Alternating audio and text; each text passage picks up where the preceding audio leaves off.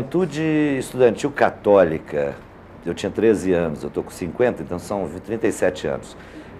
Ligado ao movimento de base das igrejas, o movimento eclesial de base, que era feito dentro das paróquias. Então a Juventude Estudantil Católica, a JEC, tinha JOC, Juventude Operária Católica, Juventude Universitária Católica, que era a JUC, eu era da JEC. Então criamos um grupo na Igreja de São José, no centro da cidade. Eu sempre fui morador do centro da cidade, nascido e criado no centro da cidade de Belo Horizonte.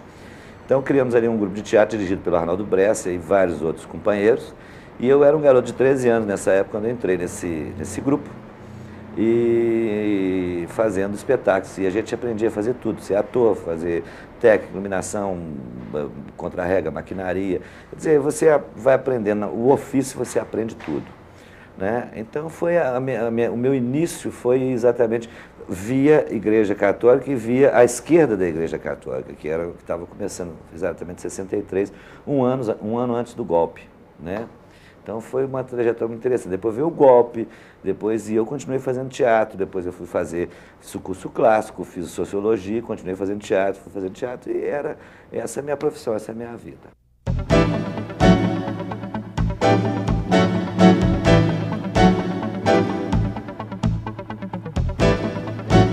Em primeiro lugar, você tem que definir o teatro. O teatro é um ato político, onde você reúne pessoas que falam, pessoas que escutem, e que isso leva a uma reflexão, a um debate, ou leva a qualquer outro tipo de coisa dessa. Isto é um ato político, né? O teatro sempre foi feito, desde a sua origem, como uma forma política, né? Ou religiosa, não importa, mas é uma forma de você socializar as pessoas e fazer com que elas se vejam através do ato teatral ali, e com isso elas possam modificar ou não a sua vida, ou, enfim, refletir sobre a sua própria existência, né?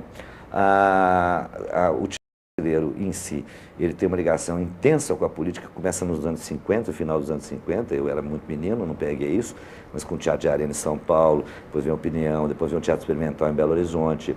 Então, esse teatro está sempre ligado com a política. E nos anos 60 e 70, então, isso é levado às últimas consequências, quer dizer, o teatro como ato político na sua essência.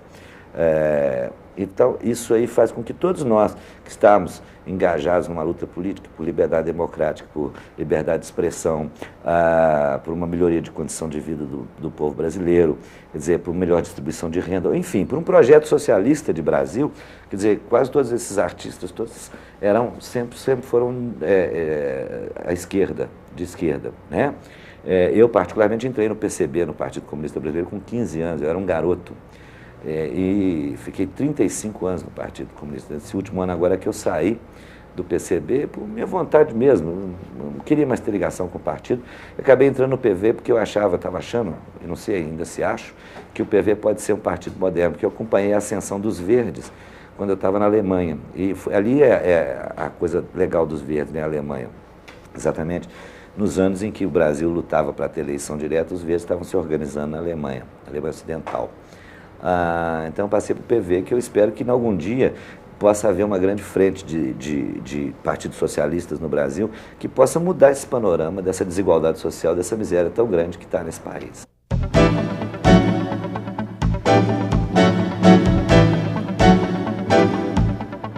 O teatro é uma arma que usa isso que nós estamos fazendo, usar a palavra para alertar, para falar. Eu não sei se as pessoas de teatro estão hoje com tanta disponibilidade para falar. Eu acho que o teatro hoje está sendo uma coisa mais do entretenimento, do lazer, da comédia, porque parece que há uma canseira generalizada, um desânimo generalizado dos artistas com a questão da palavra, do falar, do insistir. Parece que ficam sendo sempre os chatos que estão dizendo, botando o dedo na ferida. Então, de repente, o artista quer também fazer uma comédia, encher a sua casa, ganhar o seu dinheiro, ter um mínimo de sobrevivência digna. Às vezes, para ele, está sendo mais importante no momento, no salve-se quem puder, que virou esse país. Toda essa geração que está com a minha idade para cima, um pouco talvez mais nova, 5 anos mais novos, toda essa geração teve um teatro de comprometimento, de resistência, etc, etc. D'Angelo, o Verso Ferreira, né? Aqui em Belo Horizonte teve o Jonas, teve vários grupos e companhias, o Zé Antônio, o Grupo Geração, e no Brasil inteiro os autores estavam comprometidos com essa mudança, com o Brasil diferenciado, o Brasil novo. O teatro fazia parte de um projeto de Brasil diferente, um projeto de Brasil que nós queríamos, que nós sonhávamos. O teatro era parte integrante desse projeto. assim como a música popular, assim como a dança, assim como vamos dizer, a política de uma maneira global. Hoje, muitos desses caras que você está dizendo que chegaram ao poder, que tiveram a esquerda e hoje estão no poder, se locupletando do poder para poder sobreviver, isso faz parte desse quadro do salve-se quem puder. Você não tenha dúvida. O Brasil ficou triste. No Brasil, a miséria é crescente. Cada vez mais a concentração de renda é maior na mão de pouquíssimas pessoas. Por que o movimento MST é importante? Porque ele está se tornando mais do que um movimento de sem terra, está se tornando, inclusive, um partido político. E ele vai ser um partido político que vai ser organizado através de uma luta por terra, por melhores condições, etc, etc. Porque o Brasil nunca logrou fazer um mínimo de reforma agrária. Um mínimo de reforma agrária. Um país continental que vai ser o celeiro do mundo, está sendo cobiçado pelos olhos do capital internacional, está sendo cobiçado pelo seu potencial hidráulico, pelo potencial energético. Esse país, ele está vivendo um momento ímpar, que ele vai ser o celeiro do mundo. Você não tem a dúvida, você imagina essa quantidade de terra que tem aí e que não é cultivada. Ele pode ser o celeiro do mundo, como ele pode ser a água do mundo, está no Brasil. Olha que coisa maluca isso. Então, você tem que ficar pensando, puxa, mas é possível que as pessoas entreguem um país dessa maneira? Estão entregando, entregaram tudo, estão querendo agora entregar as hidrelétricas. Eu não posso concordar com esse projeto, porque não é um projeto que é só do Fernando Henrique, isso é um projeto internacionalizante. Isso é um projeto para internacionalizar um país que mal fala a sua língua e tem uma classe média falando inglês muito mais fluente, às vezes, do que falando português, e achando que isso é lindo, achando que é lindo morar em Miami, entendeu? Eu acho que está faltando conectar o brasileiro com o Brasil. O brasileiro está desconectado do Brasil. Isso é uma coisa extremamente perigosa. Eu já vi esse filme antes, nos anos 70, quando a ditadura apertou muito. As pessoas falaram, nossa, o modelo legal é o modelo americano. Estavam querendo esse escapismo, essa falta de consciência da realidade e a falta também de tomar frente das coisas, a falta de coragem de tomar frente das coisas e dizer, eu posso mudar essa realidade. Não se muda a realidade só através do voto, elegendo um parlamento, fazendo o legislativo, o executivo e o judiciário. O judiciário não se elege, mas fazendo o legislativo e o executivo. Né? Não se muda essa realidade.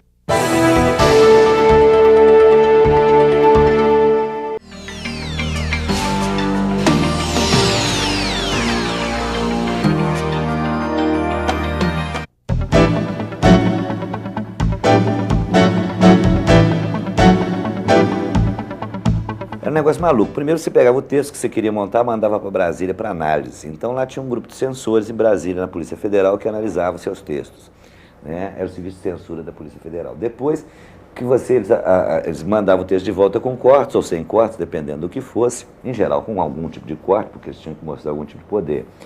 E aí vinha um ensaio geral, que era assim, véspera da estreia, você com tudo pronto, gasto, e o censor podia te dizer assim, não, seu espetáculo não vai para a cena. Ou então, isso corta, isso corta, isso corta, isso corta. E eles sabiam exatamente o que cortar, porque nenhum deles era burro. Eles fizeram um curso superior de formação de censores lá, com todos os advogados, claro, advogados que estavam aí na sua vida querendo trabalhar para a ditadura, né? Todos, mas a maior parte deles advogados, e legisladores. E esses caras, então, faziam censura em cima, não só do teatro, mas das letras de música, né? Do cinema.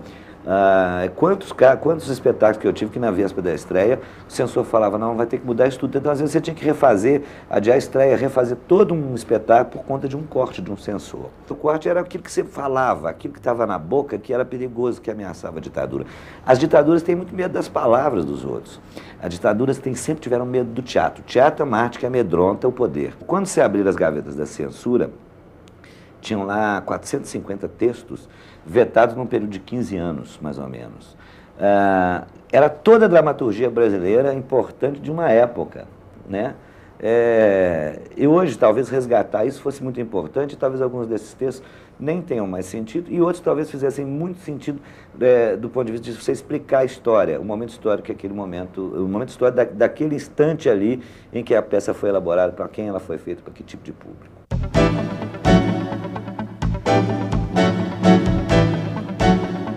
Que hoje em dia o teatro tem que aprender a se relacionar com as novas mídias. Uma delas é a internet. Como é que você vai hoje em dia tirar as pessoas de casa para trazer para o teatro né? E, pelo menos não no primeiro instante, isso é uma coisa muito complicada para trazer para o teatro, sendo que elas têm hoje um apelo muito grande para ficar em casa. Inclusive a internet vai aparecer na tela grande da televisão, a própria TV a cabo. Quer dizer, tudo isso vai fazendo com que o teatro, cada dia, tenha menos espectadores dispostos a sair de casa para ver. Eu acredito que o teatro tenha mesmo que pensar, repensar a sua língua, a sua linguagem, a sua forma, a sua estética, em função de um novo tempo. Mas ele não vai deixar de ser a única arte viva, porque o ato criador é feito no momento que ele está sendo percebido. E ele só pode ser assim, emocional e emocionante, porque no momento que eu estou criando e você está na plateia percebendo, você está me dando retorno, feedback, está me retroalimentando para que eu possa continuar fazendo. Essa arte viva, ela é insubstituível. Você não consegue substituir ela por outro tipo de coisa. A televisão não substitui, a internet não substitui. Por mais que você interaja, você tem ali uma quarta parede, uma barreira na sua frente que está não deixando você fazer essa interação.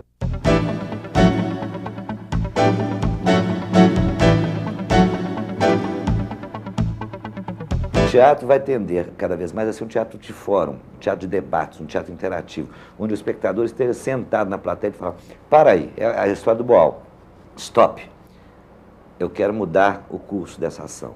Eu acredito que o teatro vai ser, em algum momento, ele vai ser essa arma extremamente instigante em que as pessoas vão sair de casa, não para ver aquilo que a televisão está mostrando, ou que outras artes já estão mostrando, mas para que ele possa interferir e ser ator junto com os atores de uma mesma ação e fazer com que isso seja um processo reflexivo. O público, em geral, gosta do teatro. Você vê até que em comunidades muito carentes, que nunca viram uma peça teatral, quando você chega, estabelece a convenção teatral de fazer alguma coisa, elas participam muito, elas entram muito, elas acreditam na história, elas entram dentro da coisa do teatro com uma facilidade muito grande, porque o teatro é um jogo, é uma brincadeira, é o lúdico, você está trabalhando com o imaginário das pessoas.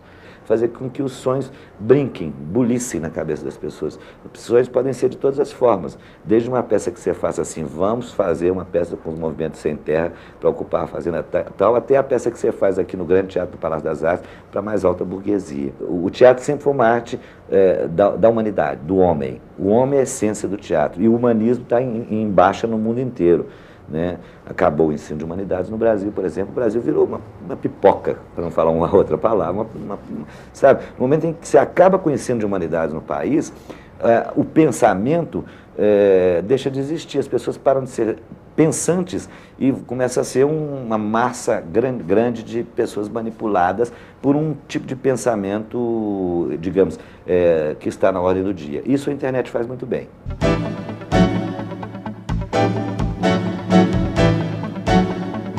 A televisão faz isso muito bem, transformar todo esse público em massa de manobra. Veja bem, nunca a televisão brasileira esteve tão ruim em termos de programa. Nunca. O baixo nível dos programas, principalmente nos finais de semana, é algo deplorável. Silvio Santos, Faustão, Gugu. Você começa a pensar que o povo brasileiro está acreditando que aquilo é alguma forma de cultura, não é. É uma forma de entretenimento muito ruim, barato. Você atrapalha o desenvolvimento da criança, do adulto, do adolescente, do povo brasileiro, da arte como um todo, porque o que está sendo apresentado de música não é música. É uma massificação da venda do disco de um determinado modismo. E como a televisão é uma arma importante, algumas pessoas usam isso de uma maneira muito apropriada para se projetar e projetar suas ideias. Caso, por exemplo, dos evangélicos. Tomaram as televisões de assalto. A mídia para eles é o poder. Para chegar ao poder, eles estão usando a arma da comunicação, do veículo de comunicação. E não é só a televisão, são as emissoras de rádio, são jornais. Eles vão comprando. Essa teologia da prosperidade faz com que eles comprem. E o que eles têm que comprar? Eles têm que comprar a imprensa, porque a imprensa pode ser um fator de resistência a esse avanço evangélico. Porque, veja bem, o problema do evangelho não está em ser evangelizador, em pregar o evangelho, a Bíblia. O problema está num projeto de poder que ninguém parece que está percebendo, que isso é um projeto de chegar ao poder, tomar o poder. Então você tem que ter um cuidado extremo hoje em dia para saber que isso é um projeto político. E o projeto político deles passa pela tomada da mídia. Se eles não tomarem a mídia, eles não têm poder. Os evangélicos entram num buraco, num vácuo cultural e num vácuo da Igreja Católica e num vácuo do espiritismo, num vácuo E depois tem a questão da teologia da prosperidade. Todo mundo dá muito dinheiro para essas... Como é que se compra uma cadeia de televisão? Como é que se compra uma igreja? Como é que se compra tantos... De 6.500 cinemas no Brasil, no interior do país inteiro, só ficaram 1.500 que resistiram. As outras foram compradas pelos evangélicos para serem templos. Quer dizer, você tem que liquidar com a manifestação cultural para você poder se estabelecer. Agora, já o jornalismo na televisão está falando uma linguagem muito, muito interessante. A Globo, que até há pouco tempo tinha uma linha editorial absolutamente de acordo com o poder, ela já está tendo mudanças que são hoje substanciais. Hoje o jornalismo de televisão está um jornalismo mais para o jornalismo de denúncia, pode ser um pouco sensacionalista, mas é um jornalismo de denúncia, um jornalismo de botar o dedo na ferida de determinadas coisas que não se resolvem. Esse jornalismo ecológico em todos os canais de televisão, tanto a aberta quanto o canal a cabo, ele está muito avançado, né? Eu acho que pouco por aí. Eu acho que a televisão não pode ser culpada das coisas todas. Isso para mim é uma coisa muito clara. Houve um momento em que a classe teatral brasileira falou: o teatro está morrendo por conta da televisão. Nunca falei isso. Eu achava que a televisão é culpada de várias coisas, inclusive de manter o discurso do poder. Mas eu acho também que, com essas mudanças que estão havendo, a televisão agora está tendo que adotar uma postura até mais crítica com relação a ela mesma.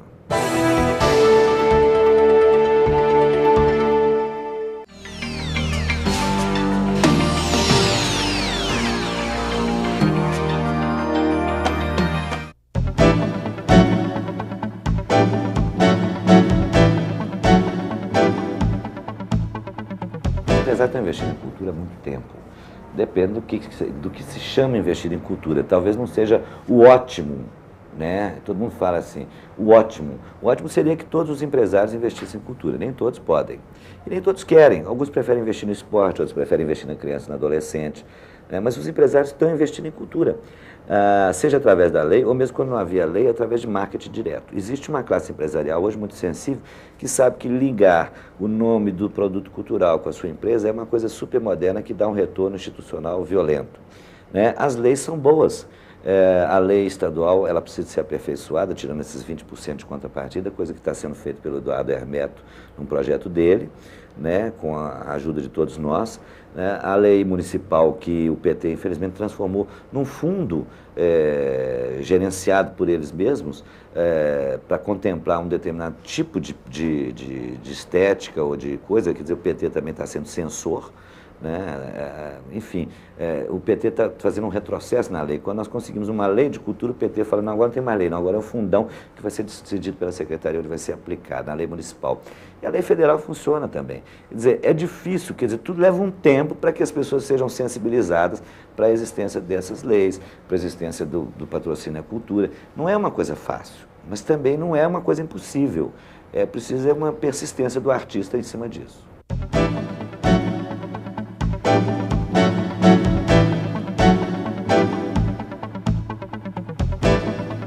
A iniciativa privada está patrocinando, ela, em algum momento ela vai patrocinar aquilo que interessa a ela.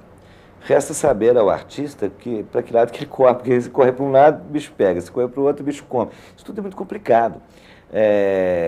O Estado, por exemplo, o PT, que se diz um partido democrático, que chega ao poder na prefeitura, ele tem as suas censuras estéticas, entendeu? Ele faz as suas censuras estéticas, políticas, quer dizer, no momento em que ele resolve assim, vamos pegar um fundão e agora nós vamos contemplar um tipo de arte que interessa a uma estética que o PT acha que é a estética dominante, que é a estética que tem que ser valorizada. Isso na prática acabaram com a lei de incentivo e botaram tudo isso num fundão em ano eleitoral. É isso que eu estou te dizendo, o PT fez isso, né?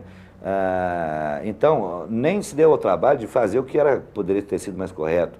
50% deixa que seja captado no mercado com os patrocinadores, 50% deixa lá para o seu fundão para contemplar suas bases eleitorais, seja lá o que for, seus projetos culturais próprios. Nem a ditadura não conseguiu fazer isso dessa maneira como o PT fez.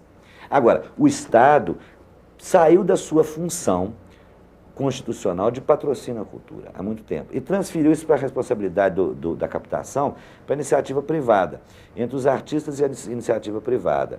né? Isso também está errado, o Estado ter feito isso. Mas, na verdade, o dinheiro das leis é dinheiro público, não é dinheiro do empresário só, não. É dinheiro público.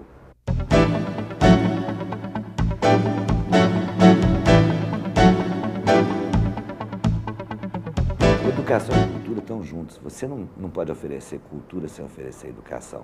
E você não pode oferecer educação sem oferecer saúde. Como é que você vai oferecer educação para crianças que não têm proteína o suficiente no cérebro, no organismo, para assimilar, que não comeram? Essa é uma coisa complicada. Então, uma coisa vai puxando a outra. Quer dizer, você tem que ter um projeto diferente de Brasil. O Brasil que eu queria, o Brasil que eu sonhei, que nós todos sonhamos, a minha geração sonhou, é um Brasil totalmente diferente desse que tem aí hoje, que você não pode andar na rua das grandes cidades, e nem das pequenas. É um Brasil que hoje é dominado pela corrupção, pelo tráfico, é um Brasil que é dominado pela criminalidade. Eu fico me perguntando o que fazem essas pessoas no poder. Sabe? O próprio Fernando Henrique, ele foi ídolo da minha geração, quando ele escrevia aqueles textos maravilhosos que ele mandou que todos nós esquecêssemos, e nós já esquecemos, evidentemente, sobre um Brasil diferente, um Brasil diferenciado. Um Brasil que fosse realmente o espelho do mundo, porque o país tem tudo. Você imagina que esse país tem tudo. Tem inteligência, tem criatividade, tem recursos. Só não tem o quê? Não tem o poder de ser forte no espectro internacional das nações, porque os outros não deixam. Né? Então, um Brasil que poderia estar investindo em pesquisa científica, um Brasil que poderia estar investindo em pesquisa nas várias áreas, pesquisa de saúde, por exemplo, não faz nada. Né? Tudo isso está sucateado. O Brasil hoje é um país sucateado, vendido. Um país onde se falsifica medicamento não é um país sério. Me desculpa, porque isso é você pegar o mínimo de humano que tem e falar assim, estou te dando um remédio que é talco. Não é um remédio e a pessoa morre porque tomou aquele remédio. Quer dizer, o nível de corrupção já atingiu todos os poderes, todos legislativos, judiciários, executivos, as polícias. Quer dizer, o povo na rua rouba porque o exemplo vem de cima. Esse é um país que não está sério porque acabou a ética, acabou a moral.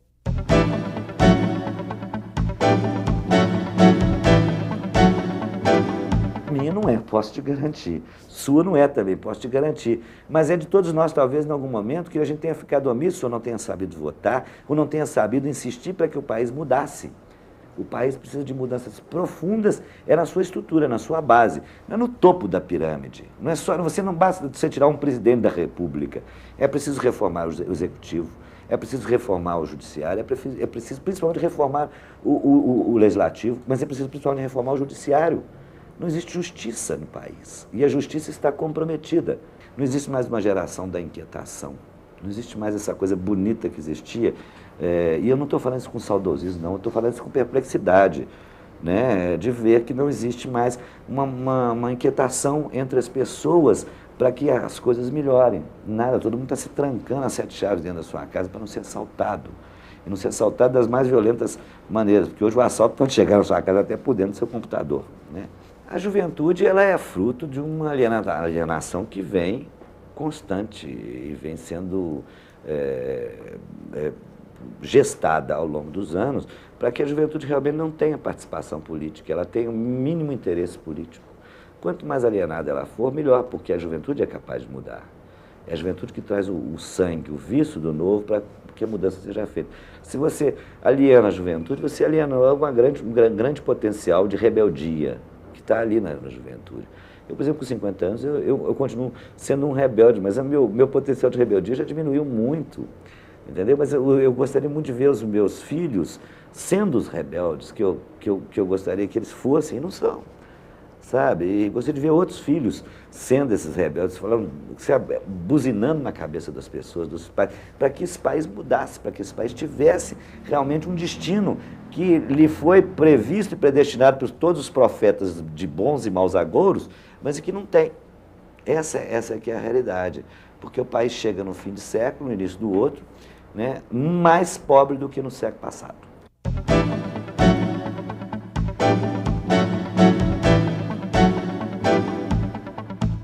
Se eu não tivesse otimista, se não fosse otimista, já teria suicidado.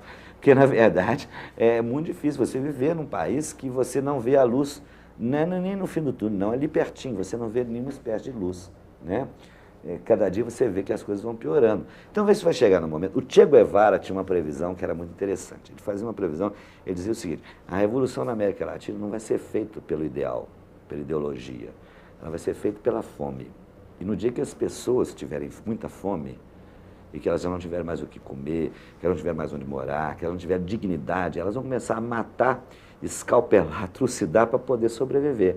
E eu lamento que essas previsões do Che Guevara, em alguns momentos, em alguns grandes centros, Rio de Janeiro, por exemplo, está se confirmando cada dia mais como é que a favela vai invadindo o asfalto, o bem, o que a sociedade chamada, entre a sociedade do bem, né, a sociedade de bem, que são a classe média, os ricos, etc, etc, e tomando lugar. E como é que isso vão se aliando essas coisas aí, a classe média com a favela, com o tráfico, com a criminalidade, para que isso possa... Isso, lamentavelmente, essa é a história do Che Guevara, essa previsão. E eu tenho medo que ela se confirme, não gostaria, mas sou um otimista apesar de tudo.